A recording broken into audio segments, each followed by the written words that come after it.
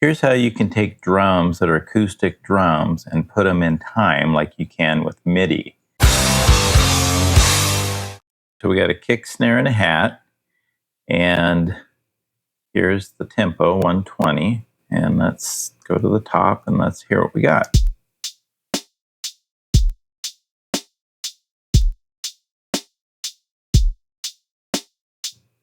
So if I wanted to speed up that tempo or slow down that tempo, the audio would no longer line up with our grid lines. See these lines here, all these white lines? That's the timing. And if we change the tempo, I'm going to do here, I'm going to put it at 140, you'll see that it no longer lines up. I made another video showing how to make a drum beat with samples, and this is a continuation of that, to take those samples and to change the timing of them. Maybe you want to speed up the song, or maybe you want to slow down the song. But when you're working in loops or audio files, you can't just tell the tempo to change and they automatically change. You have to tell it a few other things first so it can do that. And this video is to show you how to do that. So I'm using that same session. I got a kick drum, a snare drum, and a hi-hat. Let's hear it.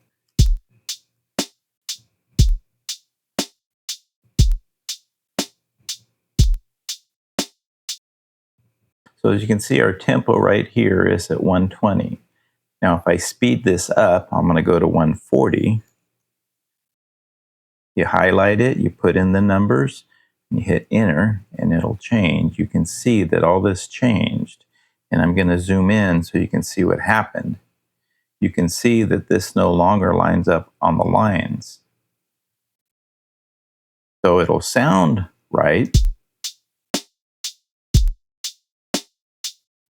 but in fact it is not. And I'm going to prove that by the visual here. You can see this is our 1, and this is showing that it's not starting on the 1, it's actually starting on 2.5 beats or 2.25 beats. And we can confirm that by bringing our metronome in here. There's my click track. Now if I play it with the click track, you'll clearly hear that it is out of time. So let me turn on the click track. You do it right here. The metronome's on. Now let's listen.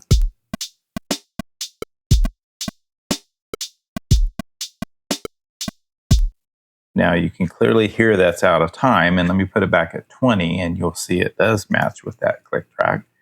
There you go, and you can see the lines now lined up, right? So this is on the 1 again. So here we go.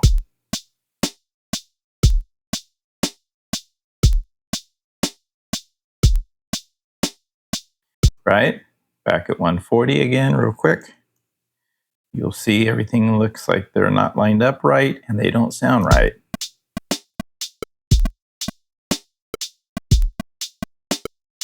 And another thing you'll notice is the drum's timing did not change. They did not speed up or slow down. They just moved, or actually, rather, the grid moved and the drums stayed where they were.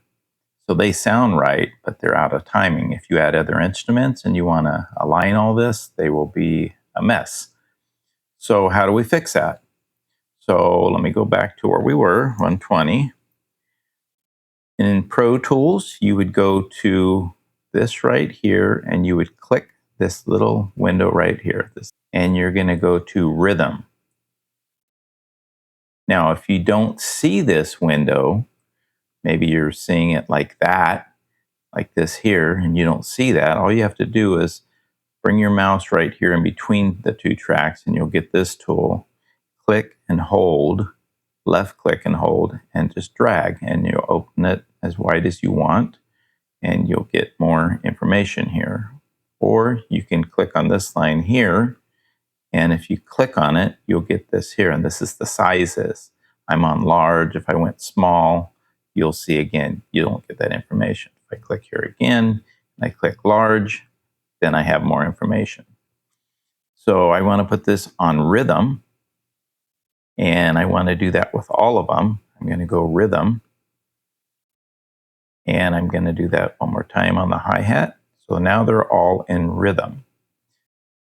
Okay, so now that we put these in rhythm, if I change the timing now, the tempo, let's see what happens. Now you can see the same thing happened, right? Why is that? The lines changed, but the audio did not.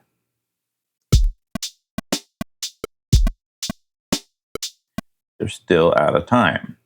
And the reason why that is there's one more step that we need to do.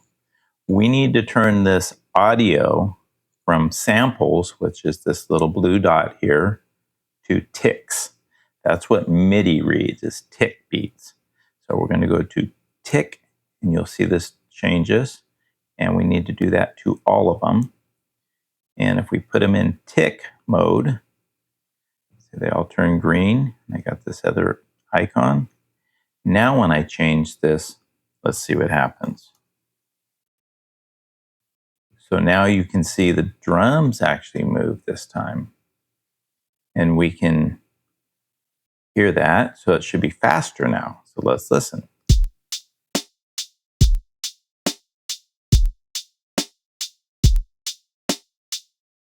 So let's see if our metronome's still on. So let's bring up our click track. And I put on the metronome. Let's hear it now.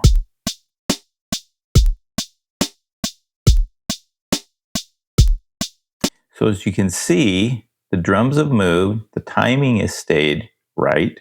They're all lined up on the grid like they're supposed to on these lines, and they are in time with the metronome. So let's turn it up more. Let's go 180 beats. Let's see what happens. You can see what happened. The lines got closer together, which means the tempo is now faster.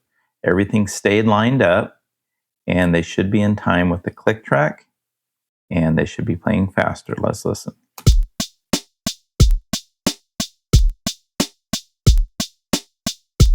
Now without the metronome,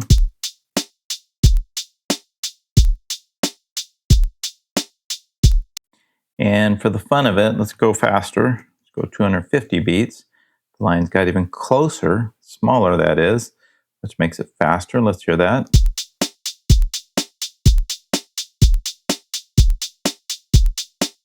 Let's hear that with the metronome.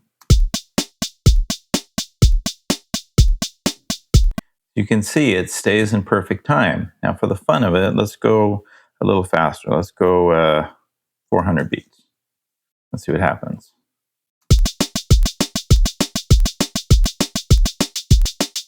Turn off the metronome.